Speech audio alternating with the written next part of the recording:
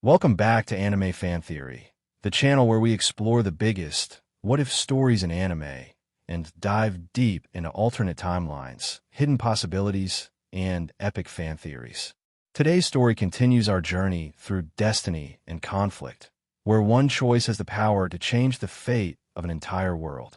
As old enemies are forced to question everything they believe, the line between destiny and free will begin to disappear. So grab your favorite snack, sit back, and enjoy the next chapter. Let's begin. Part 4: Destiny. Destiny is not the road laid before us. It is the choice we make when every road disappears. The battle for Ba Sing Se has already been decided. The armies simply do not know it yet. Above the city, the colossal walls still stand as they have for centuries, unmoved by siege or time. Their shadows stretch across crowded streets where merchants bargain, children laugh, and soldiers march beneath banners they believe will still be flying tomorrow. The palace still towers above the upper ring, a monument of white stone that seems eternal against the morning sky. Everything appears unchanged. Yet kingdoms do not fall when walls are broken. They fall when faith breaks first, when those entrusted to protect them begin serving another master, when fear quietly replaces hope, when one decision, made in silence, changes the fate of millions. Deep beneath the royal palace lies a place few living souls have ever seen: the Crystal Catacombs, ancient caverns carved by nature long before the rise of the four nations, where immense pillars of glowing crystal emerge from the earth like frozen oceans reaching toward the heavens. The air itself seems untouched by history, carrying a stillness that feels almost sacred. The spirits remember this place. Every avatar before Aang has walked paths like these. The boundary between the physical world and the spirit world is impossibly thin here. Invisible currents drift through the cavern, unnoticed by ordinary people, but impossible for the avatar to ignore. It is as though two worlds breathe together beneath the earth. For young lives are being drawn toward this place. An avatar searching for peace. A princess questioning everything she has ever believed. A banished prince desperate to prove he still belongs. A waterbender determined never to lose someone she loves again. Every choice they have made since Black Pine Valley. Every conversation beneath lantern-lit streets. Every battle. Every doubt. Every fragile moment of understanding has led them here. History remembers this day as the fall of Ba Sing Se. But history rarely remembers what almost happened. Because for one brief moment, peace stood within reach. No one enters the Crystal Catacombs unchanged, and no one leaves them the same. Chapter 20: The Crystal Catacombs. Time seems to move differently beneath Ba Sing Se. The noise of the city above vanishes the moment Aang steps into the cavern. No voices, no marching soldiers, no distant markets, only silence. Towering blue crystals rise from the stone floor in every direction, some no taller than a person, others stretching high enough to disappear into darkness overhead. Their smooth surfaces catch the faint light flowing through the cavern, reflecting it endlessly until the entire chamber glows with an almost dreamlike brilliance. Every crystal acts like a mirror. Every pool of water reflects another. Every shadow creates the illusion that someone else is watching. The cave feels endless, ancient, alive. Aang slows his breathing. Immediately he feels it. The same sensation that surrounded him in Black Pine Valley. The same quiet presence he had felt while standing before the guardian spirit. The spirit world is close. Closer than ever before. He closes his eyes for only a heartbeat. The energy flowing through the cavern doesn't feel hostile. It feels expectant, almost as though the spirits themselves have gathered to witness whatever is about to happen. When he opens his eyes again, he sees her. Across the chamber stands Azula. She is no longer hidden behind the face of a Kyoshi warrior. The disguise is gone. She wears the armor of the Fire Nation crown princess once more, dark crimson beneath polished blue plates trimmed with gold. Twin broadswords rest untouched at her sides while the blue flames dancing across nearby crystals reflect in her amber eyes. She looks exactly as she always has. Confident, composed, untouchable. Yet something is different. She no longer carries herself with absolute certainty. Only someone who had spent time watching her would notice. The smallest hesitation in her posture. the almost invisible tension in her shoulders, the faint exhaustion beneath eyes that had not truly rested in weeks. She looks like someone carrying questions she cannot allow herself to ask. Neither of them moves. Neither reaches for a weapon. For several long moments, they simply stand there. The silence between them feels heavier than every battle they have fought. It is not uncomfortable. It is unfinished. Aang finally breaks it. "You knew I'd follow you." Azula's expression barely changes. "I did. You could have had me arrested." "I could have." "You didn't." "No." Her answer comes so quickly, it almost surprises her. Another silence settles over the chamber. The crystals shimmer softly around them, scattering countless reflections across the walls. It feels almost as though dozens of versions of themselves are having the same conversation, each making different choices, each walking a different path. Aang slowly lowers his glider staff until its tip rests gently against the stone. "I'm not here to fight." "I know. You knew that too." A faint smile touches the corner of Azula's mouth. "I've gotten better at predicting you. And have I become that predictable?" "No." She looks at him for a long moment. "Just consistent." That answer catches him off guard. It almost sounds like respect. He steps closer, stopping several yards away. "I've been thinking about what happened in the spirit world." For the first time, Azula doesn't hide behind sarcasm. "So have I. You said you didn't know whether it changed you." "I still don't." Her voice is quieter now. "I only know." She looks away toward the glowing crystals. "That I haven't stopped thinking about it." Those words cost her more than any battle. Admitting uncertainty has always felt dangerous. Weakness was something Ozai punished. Questions were something he crushed. Yet somehow, standing here, with the Avatar, telling the truth feels easier than lying. Aang notices. Not because she says much. Because she doesn't. She's choosing honesty over control. It's the first real conversation they've ever had. No disguises. No manipulation. No strategy. Just two children who were asked to carry the weight of nations before they were old enough to understand what that meant. Aang sits on a crystal ledge overlooking the still water. "I used to think everyone grew up like I did." Azula watches him cautiously. The air temples. He nods. "The monks believed strength wasn't measured by how many people you defeated." "What then?" "By how many people you helped." She almost laughs. "Almost. That sounds." He waits. "Impossible." "It wasn't. It would be in my family." Aang studies her expression. "My father taught me that mercy creates enemies. My teachers believed mercy creates friends." She looks at him. "My father said compassion is weakness." "And do you believe him?" The question lingers. Azula immediately searches for the answer she has repeated her entire life.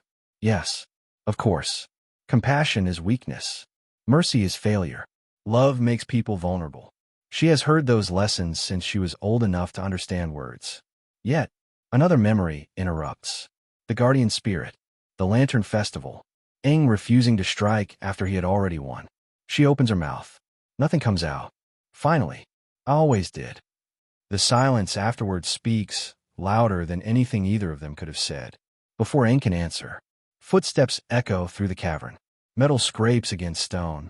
A familiar voice rings across the crystals. "There you are, Zuko." Seconds later, another splash echoes from behind Aang. Katara rushes into the chamber, relief flashing across her face before she notices Azula. Every fragile thread of peace snaps at once. The crystal cavern that had felt sacred only moments before becomes a battlefield. History resumes its course. Chapter 21, Choice. The first attack shatters the silence. Water erupts across the cavern as Katara drives a wave toward Azula. Blue fire meets it head-on, exploding into a cloud of hissing steam that fills the crystal chamber. In an instant, peace disappears. The crystal catacombs become a battlefield.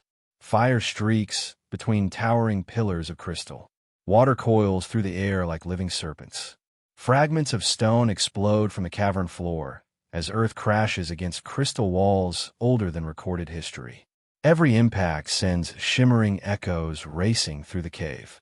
The crystals catch every movement. One warrior becomes 10. One blast becomes 100 reflections. No one can tell which image is real until it is too late. The battlefield itself seems determined to confuse them. Aang twists through a column of blue flame, catching the edge of it with a burst of wind before it can strike Katara. His glider unfolds for only a heartbeat as he vaults onto a crystal outcropping, scanning the cavern. Azula is already moving. She never attacks the same way twice. Blue fire spirals around her feet as she launches herself from one crystal formation to another, using the glowing pillars as stepping stones instead of obstacles. Every movement is precise, controlled, beautiful, dangerous. Across the cavern, steel meets steel. Zuko draws his twin broadswords. Katara answers with twin streams of water, hardening them into icy blades before sending them crashing against his. The impact echoes throughout the cavern. Neither gains ground, yet something feels wrong. Zuko's movements lack conviction. His attacks come a fraction slower than they should. His defenses remain flawless, but every strike carries hesitation. Azula notices immediately. She always notices. As children, she had learned every habit her brother possessed. She could tell when he lied, when he doubted himself, when fear crept into his mind. She sees it now, the uncertainty hidden behind practiced determination. She says nothing. For now, Aang blocks another wave of blue fire with a swirling shield of wind before calling across the cavern. Zuko. The prince freezes for only an instant. It is enough. Katara's water whip lashes toward him, forcing him backward across the crystal floor. You don't have to do this. Aang shouts. His voice echoes through the catacombs. The crystals seem to carry the words farther than they should. You still have a choice. The battle pauses, not because anyone wants it to, because the words strike something deeper than any attack. Katara stares toward Aang in disbelief. Even in the middle of a battle, he is still trying to save someone. Across the cavern, Azula remains perfectly still. Her eyes never leave her brother. Zuko lowers one sword slightly. The question Aang asks is one he has been asking himself for weeks. Who are you? What do you want? Uncle Iroha's voice returns as clearly as if the old general were standing beside him. You must look within yourself to save yourself from your other self. Another memory follows. Tea steaming gently inside a tiny apartment. Laughter. Peace. A simple life that had asked nothing of him except honesty. Then another. The Earth Kingdom family. The little boys smiling as though Zuko were simply another traveler. They had trusted him, fed him, given him shelter. He had repaid them by helping destroy everything. His stomach tightens. The shame never truly left. Aang steps closer. No attack. No defensive stance. Only hope. You've seen another way. I know you have. You don't have to keep choosing this. For one impossible heartbeat, Zuko believes him. He imagines walking away, finding Uncle Iroh, leaving the war behind forever. The thought feels peaceful, almost painfully so. His grip loosens around his swords. Azula watches everything. She recognizes the look immediately. She has never seen it on Zuko before. Hope. Real hope. For a moment, something unexpected stirs inside her. Not anger. Not disappointment. Fear. If he walks away, she will be alone. For the first time in her life. She steps forward. Slowly. She doesn't raise her hands. She doesn't summon fire. Her voice is almost quiet. Zuko. He doesn't answer. If you leave now. He finally looks toward her. She searches desperately for something to say. Something that will bring him back. Threats won't work. He expects threats. Insults won't work. He has heard them his entire life. So she tells him the truth. Father will never forgive you. Silence. The words settle over the cavern like falling ash. Azula's expression never changes. Yet inside, she hates herself for saying them. Because she knows exactly why they matter. Not because Ozai deserves forgiveness, but because Zuko has spent his entire life chasing it. She knows. She's been chasing the same thing, just more successfully. Zuko closes his eyes. He remembers standing before his father. The burn across his face. The shame. The exile. Everything he has done.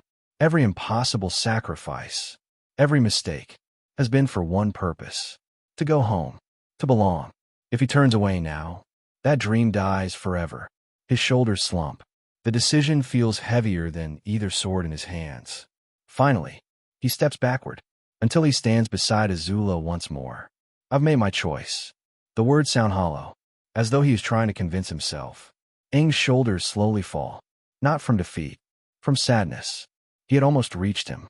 Almost. The spirits had given Zuko another chance. He had turned away. The battle begins again. Chapter 22, Lightning. The crystal catacombs explode in emotion once more. Katara drives Zuko across a field of towering crystal pillars, streams of water twisting through the air like silver dragons. Zuko answers with walls of fire, turning the cavern into a maze of steam and shattered stone. Neither notices that the battle around them is changing. Aang and Azula have become isolated, separated from everyone else. Only the two of them remain within the cavern's central chamber. They circle one another, neither rushing forward, neither speaking. They have fought before, many times. Yet something has changed. Aang knows the rhythm of Azula's attacks before she moves, the slight shift in her shoulders before a kick, the narrowing of her eyes before lightning, the subtle twist of her wrist before blue fire curves unexpectedly. Azula knows him just as well. She recognizes the instant he chooses defense over offense. She knows when he intends to dodge instead of counter. They have spent enough time together that combat has become familiar, almost intimate. Their movements weave around one another with effortless precision. Step, strike, turn, block, retreat, advance. To anyone watching, it would almost resemble a dance. Neither wants to acknowledge how naturally they move together. That thought is more dangerous than any attack. Azula fires another arc of blue flame. Aang parts it with a sweep of air. The fire curves harmlessly around him. Neither gains ground. Neither truly wants to hurt the other. But neither can stop. Duty continues pushing them forward. Across the chamber, Katara cries out. A blast of fire forces her backward. Aang turns instinctively. For one brief moment, his attention leaves Azula. It is enough. The pressure becomes overwhelming. Instinct takes over. The tattoos across Aang's body begin to glow. The crystals answer. Blue light spreads through every wall of the cavern. The entire chamber begins humming. Ancient energy floods through the catacombs. The Avatar state awakens. The wind itself seems to bow before him. Water rises into the air without command. The earth trembles beneath every step. Even the flames around Azula bend away from the force gathering before them. She has never witnessed power like this. Not stories, not legends, reality. For the first time, Princess Azula feels small. She stares upward as glowing energy surrounds the young monk. The cavern disappears. Only memories remain. Black Pine Valley. The guardian spirit watching in silence. Lanterns floating into the evening sky. Aang smiling despite everything she had done. You always have a choice. The words echo inside her mind. Another life. Another future. She can almost see it. One where she lowers her hands. One where the war ends differently. One where she walks away from everything she has ever known. Then, another voice. Cold. Absolute. Failure is not an option. Her father's voice. The years of expectation return all at once. Perfection. Strength. Victory. Anything less is failure. Anything less is weakness. Fear grips her heart. Not fear of Aang. Fear of disappointing the only person whose approval she has spent her life trying to earn. Her fingers begin moving almost automatically. Lightning gathers between them. Brilliant blue. Violent. Alive. She hesitates. Just once. Her hand trembles. She could stop. She could let the energy fade. She could choose differently. Her eyes meet Aang's. For a heartbeat, the battle disappears. Only two children remain. One asking without words. The other wishing she could answer. Then fear wins. Lightning erupts across the cavern. Time slows. Aang turns. He sees her expression. Not hatred. Not triumph. Regret. The realization strikes him before the lightning does. She never wanted this. The bolt tears through the chamber. It strikes his back. The light of the Avatar state shatters. The glow vanishes. Aang falls. The crystals dim. Silence. Even the echoes disappear. For one impossible moment, the entire world seems to stop breathing. Azula remains frozen where she stands. Smoke curls from her fingertips. She stares at the place where Aang collapsed. She waits for relief. For satisfaction. For victory. Nothing comes. Only emptiness. A hollow ache settles somewhere deep inside her chest. She has won. So why? Does it feel like she has lost something she can never replace? Chapter 23, Fallen Kingdom. News travels faster than armies.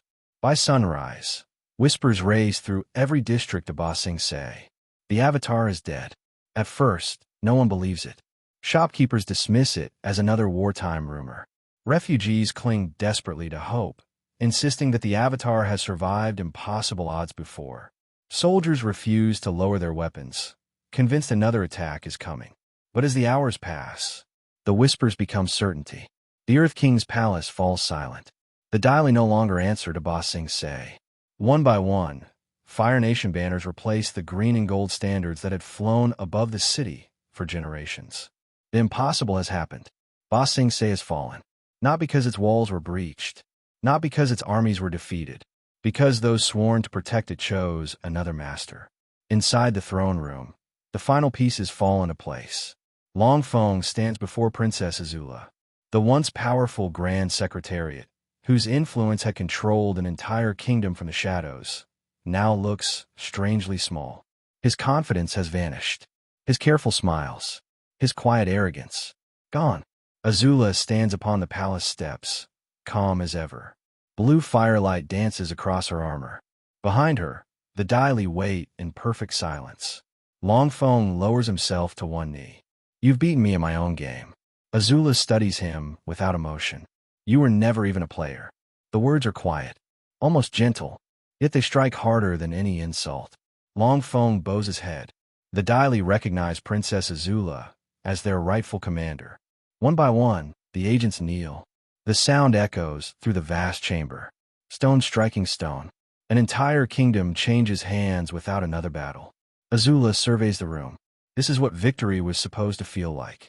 Power, control, perfection. Instead, she feels strangely detached, almost as though she is watching someone else's triumph. Far above the city, Appa bursts through the smoke-filled skies. The Earth King boards in desperate haste.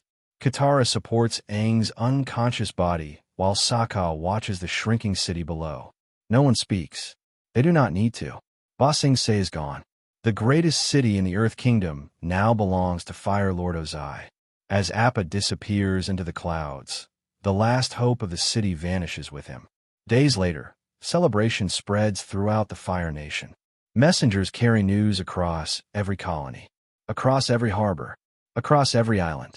The impossible has become reality. The Avatar is dead. Ba Sing Se has fallen. The Earth Kingdom is broken. Church bells ring. Fireworks burst above crowded streets. Children wave crimson banners from rooftops. Soldiers toast to Princess Azula's victory. Songs are written before the week has ended. Everywhere she goes, officers salute. Generals congratulate her. Ministers praise her brilliance. The greatest military victory of our age. The Crown Princess has succeeded where generations failed. The Fire Lord will be pleased. Azula smiles when expected. She bows gracefully. She thanks each speaker with flawless composure. No one notices that her smile never reaches her eyes. That night, long after the celebrations have faded, she returns alone to the crystal catacombs. No guards, no servants, no Daily, only silence. The glowing crystals remain exactly as they had before. Untouched, timeless, as though nothing had happened. She walks slowly through the chamber, past shattered crystal formations, past scorched stone, past the place where blue lightning had split the air. She stops. This is where he fell. She stares at the empty ground. The silence presses against her. The cave feels different now. Not peaceful.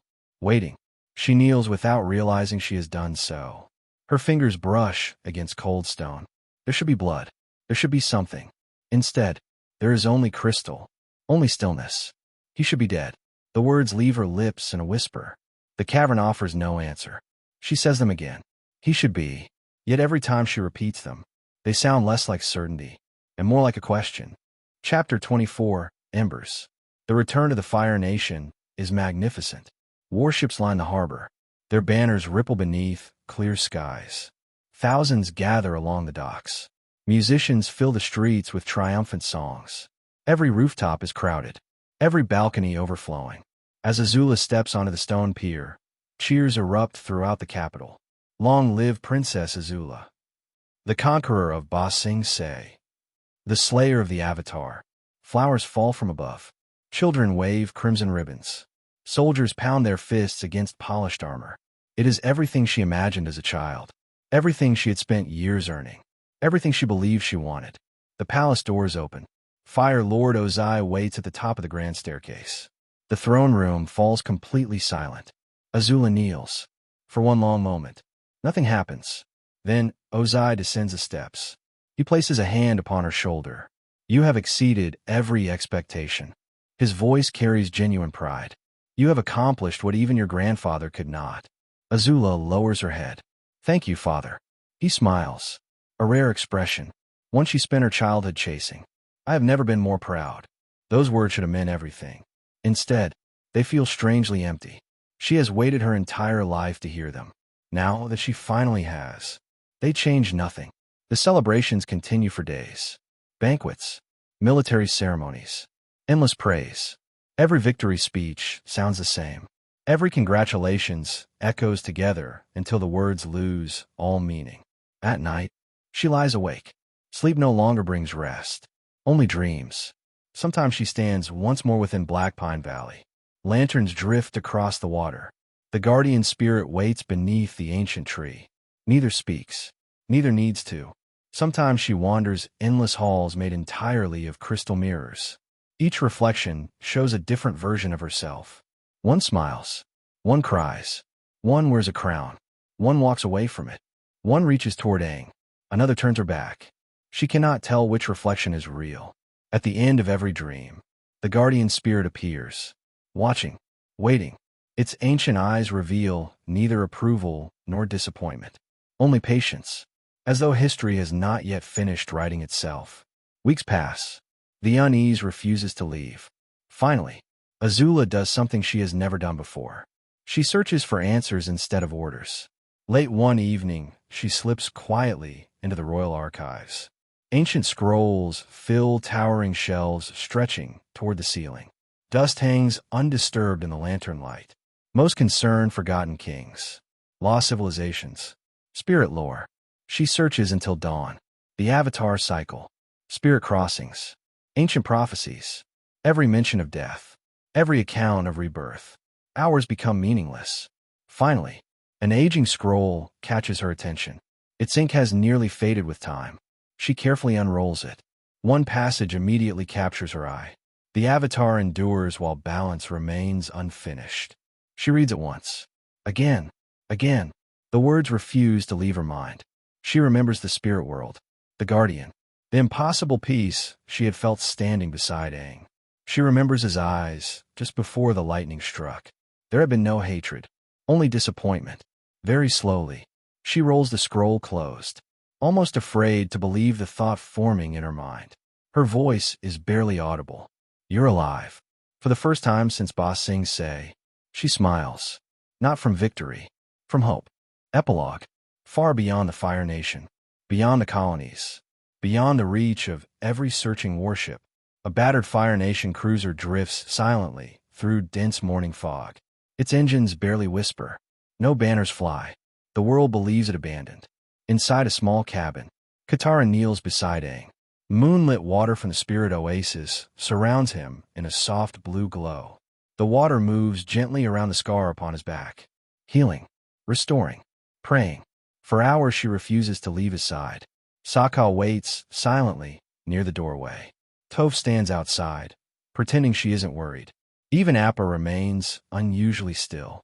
The ship creaks softly against the waves. Then, Aang inhales. A slow, steady breath. Katara freezes. His fingers twitch. Moments later, his eyes open. Weak, confused, alive. Tears fill Katara's eyes before she can stop them. You scared us. Aang tries to smile. Sorry. Outside, the sun begins climbing above the ocean. The Avatar lives. The world simply does not know it yet. Thousands of miles away, Princess Azula stands alone upon a balcony overlooking the Fire Nation capital. The city below glows with celebration. Fireworks bloom across the night sky like crimson flowers. Music echoes through every street. Laughter rises from every courtyard. Victory surrounds her. Yet her attention rests upon the eastern horizon. The first light of dawn slowly pushes darkness away. She closes her eyes. the same feeling returns. The one she felt beneath the crystals. The one she felt beside the guardian spirit. A certainty beyond reason. The Avatar survived. She should report it. She should tell her father. She should send every ship in the Fire Nation searching. Instead, she remained silent. Because somewhere beneath years of discipline, beneath ambition, beneath fear, a single, dangerous truth has taken root. She is relieved. Not because the war has ended. Not because she has changed sides. But because somewhere in the world, Aang is still alive. The hunt that had defined her life is over. The battle within her has only just begun. And that's where we'll end today's chapter of destiny and conflict. If you enjoyed the story, don't forget to leave a like, subscribe to Anime Fan Theory, and turn on notifications so you never miss the next chapter or our future anime, What If Stories. I'd also love to hear your thoughts. What do you think happens next? Did you notice any hidden details or clues? Leave your theories down in the comments. They might even inspire a future video. Thank you all for watching and supporting the channel. Until next time, stay curious, keep imagining the impossible, and I'll see you in the next video.